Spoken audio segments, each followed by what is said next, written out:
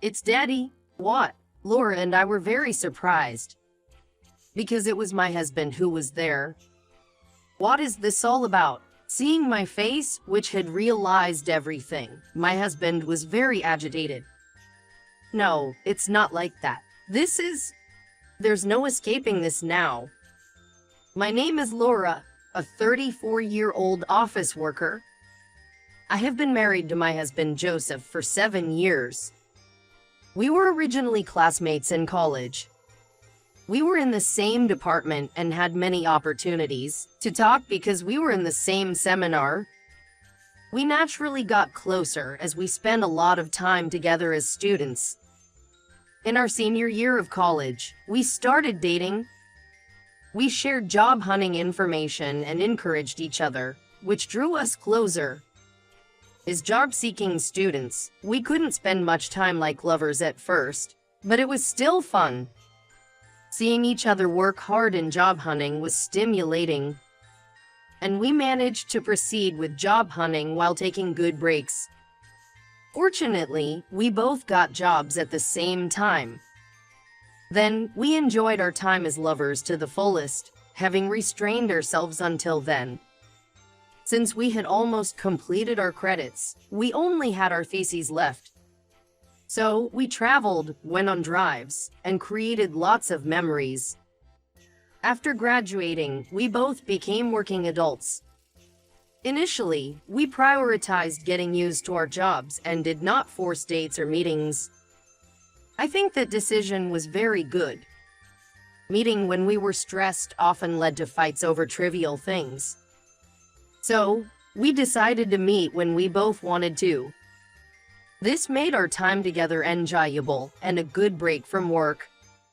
3 years later, as we got used to our jobs, we started living together. It had been 3 years since we started dating, and we were considering marriage. So we decided to live together and try sharing our lives. Our cohabitation went smoothly, and we spent happy times together. Then, 2 years later, he proposed to me.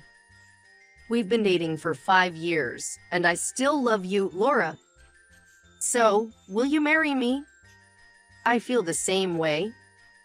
Thank you for proposing. I look forward to our future together. That's how we decided to get married. It had been 5 years since we started dating and 2 years since we started living together. But getting married was a significant step. Even after being together for a long time, our newlywed life was fresh. I was always excited, and there were many moments when I realized we were married. At work, we used different surnames, but usually I went by my husband's surname, which startled me every time I was called by it. Being called by his surname made me realize I was married to him. We enjoyed our newlywed life while feeling the joy of being a couple. Our lifestyle didn't change much from when we were cohabiting, but the sensation was quite different knowing we were married. Then, something very joyous happened between us. That was the news of a child. About 2 years into our marriage, I discovered I was pregnant. Joseph, I'm pregnant. Really? Yes, it's our child. Yes, thank you, Laura. My husband was very happy about my pregnancy, and I was too. Then, after that, I safely gave birth to a baby. A healthy girl was born. The child that was born was so cute and truly like an angel. This child is our treasure. She's really adorable. My husband said this joyfully while holding our daughter. We named this child Alyssa. Alyssa was really cute, and both my husband and I were completely doting parents. I was using my full maternity and parental leave, so I could be with my daughter all the time.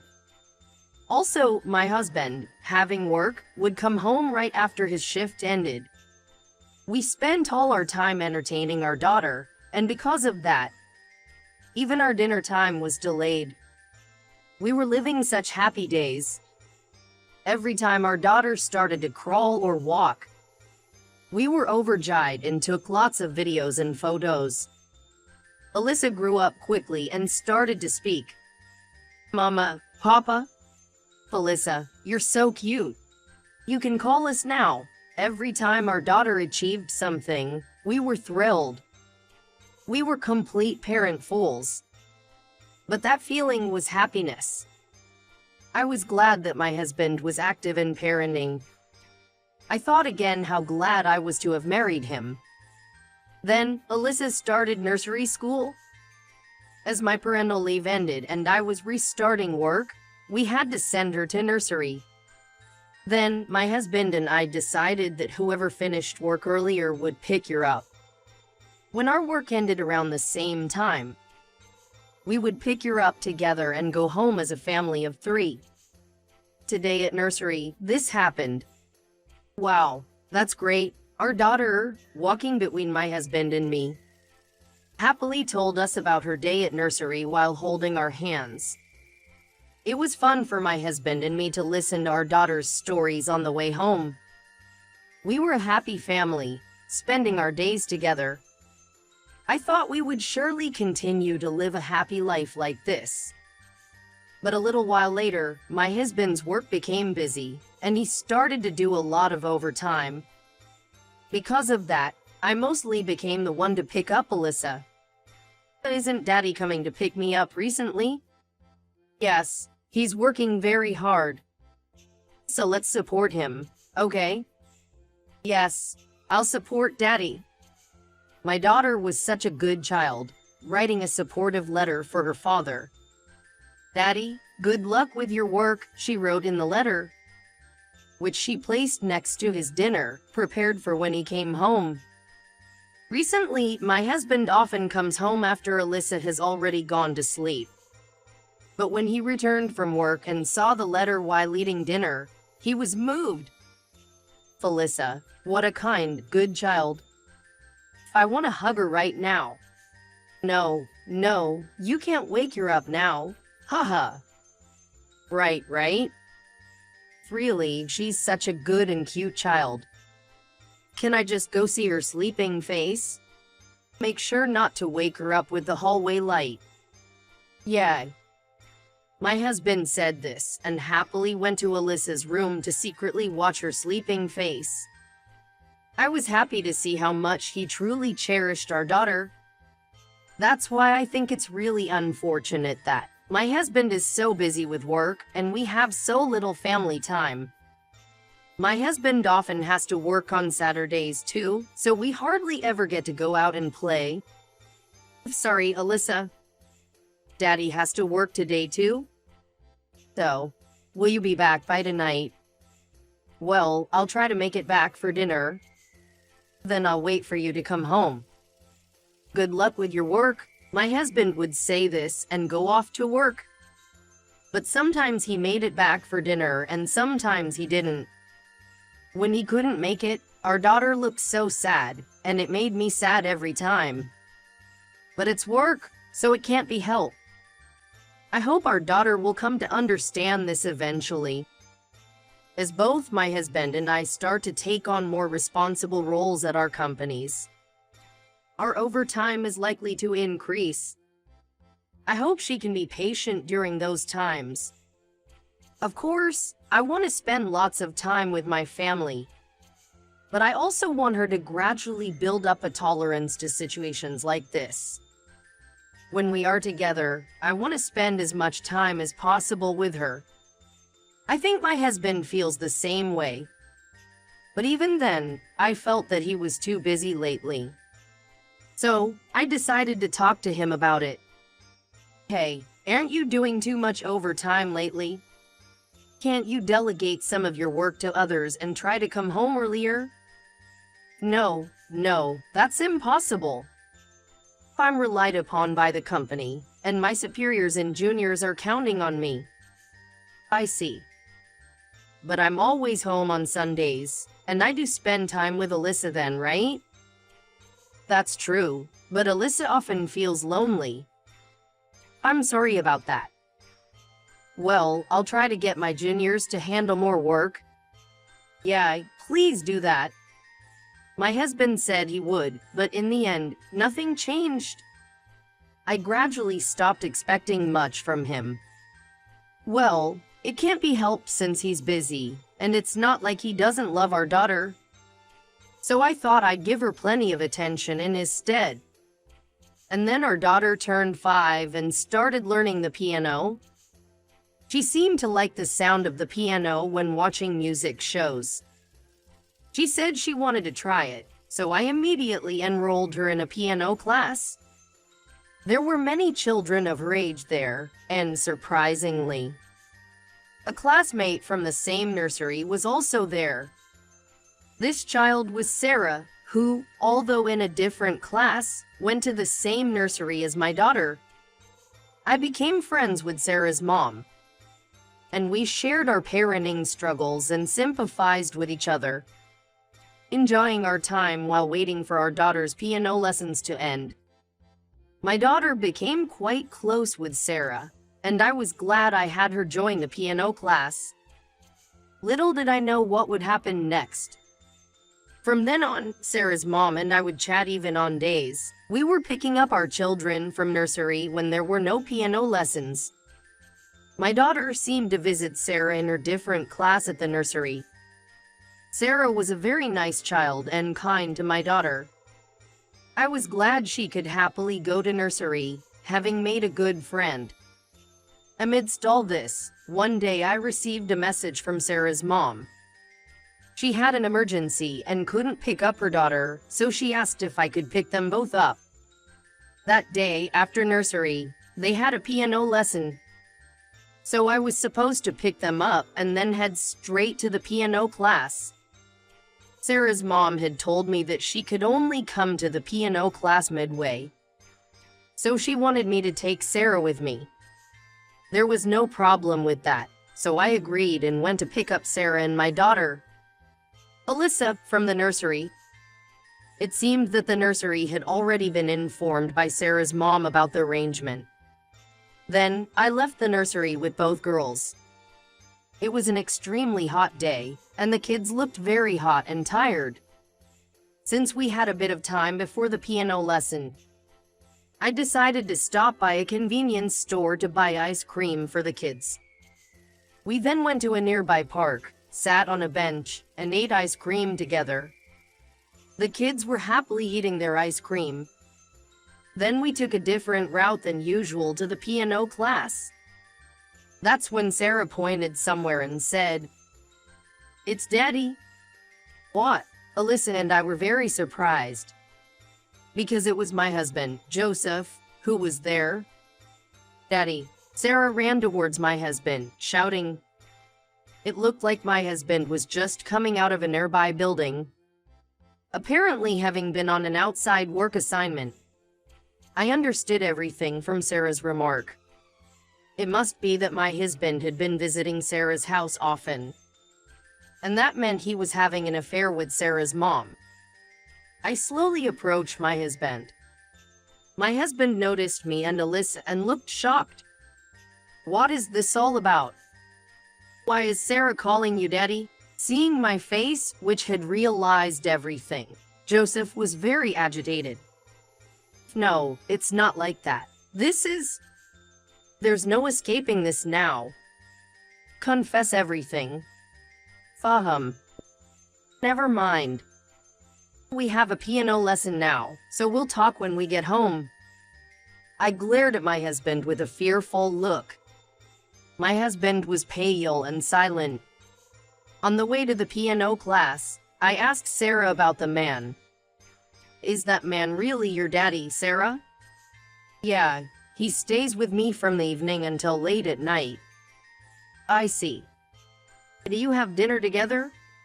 "Yes, but Daddy doesn't eat much. Then he puts me to bed." Apparently, my husband wasn't working overtime but was visiting Sarah's house every day. Both Alyssa and I were shocked by this revelation. It was too much for Alyssa. I dropped Sarah off at the piano class and told the teacher that Alyssa seemed a bit unwell, so we were going home. Then, I decided to go to my parents' house and take care of Alyssa with them. I had already explained everything to my parents over the phone, so they knew the situation. Did Daddy care more about Sarah than me? Alyssa. As I was struggling to respond to Alyssa, my father spoke up. Daddy did something very bad. It's unforgivable. So, you don't need to be valued by such a bad person. You have mommy, and you also have grandpa and grandma. We think of you as the most important. Don't forget that we are here for you, Alyssa. When my father kindly said that, my daughter Alyssa nodded through her tears, saying, "Yeah." Then, perhaps overwhelmed by the shock of everything, she fell asleep from exhaustion. I immediately contacted my husband and told him I wanted to talk. My husband agreed, so I decided to go to the house where my husband and I lived. I also called his parents to join us. I left Alyssa in the care of my mother and went to my husband with my father. My husband had invited Sarah's mom, but he seemed extremely agitated. Probably not expecting my father and his parents to be there. Why are Dad and my father-in-law here? Oh, is there something inconvenient about that? If what's happening isn't an affair, shouldn't you be more confident? Well, that's... Joseph, tell us the truth. Dad. My husband's face stiffened under my father-in-law's stern gaze. Do you know what happens if you lie? As my father said that, my husband turned pale and was visibly shaken. Well, my husband stammered, and then his mother-in-law snapped. Speak up properly. My husband let out a small gasp and almost fell from his chair. Realizing he couldn't lie his way out of this situation, my husband confessed everything. It turns out, just as Sarah had said, my husband was visiting Sarah's mom and having an affair with her. The affair started when I couldn't attend a parent-teacher meeting due to work. They hit it off, exchanged contacts, and eventually entered into an affair. Sarah's mom was a single mother, apparently having had Sarah in a situation where the father was absent due to personal circumstances. She had been managing on her own but became increasingly overwhelmed. Finding comfort in talking with my husband, she eventually entered into a relationship with him. My husband, though knowing it was wrong, couldn't end the affair. He found Sarah cute, loved Alyssa, and couldn't decide what to do. Finally, when he cried and pleaded, not wanting to lose either, my love for him vanished. Do you think that kind of thinking is acceptable? I'm divorcing you, and I will take custody of Alyssa. Whether she sees you in the future is up to her. But, I'm her father, I have a right to see her. Then you shouldn't have had an affair in the first place. After his mother-in-law yelled at him, my husband finally fell off the chair. As he sat on the floor looking hurt, I coldly told him, "You betrayed me and Alyssa. Now you'll receive the punishment you deserve." My husband, pale-faced, hung his head in defeat. Later, through a lawyer, I divorced him and sued both him and Sarah's mom for property division. Of course, I also demanded child support from my husband. My ex-husband, unable to pay property division and child support, couldn't continue living with Sarah's mom. Given his salary, it was impossible for him to repay debts and support another child. Sarah's mom eventually left him, taking Sarah back to her parents' house. Consequently, Sarah changed nurseries, and I no longer encountered them when picking up Alyssa, which was a relief. As for my ex-husband, he was abandoned by both his mistress and me and cut off by his parents. Now, he lives a lonely life, paying off his debts. Meanwhile, Alyssa and I started living together, just the two of us. Alyssa seems to have no lingering attachment to my ex-husband, and never mentions Daddy anymore. She doesn't want to meet him, so my ex-husband has lost the chance to see her again. I'm relieved to see Alyssa still enjoying nursery, as I was worried about her emotional well-being after all this. As a single mother, I'm determined to prioritize Alyssa while working hard at both my job and parenting.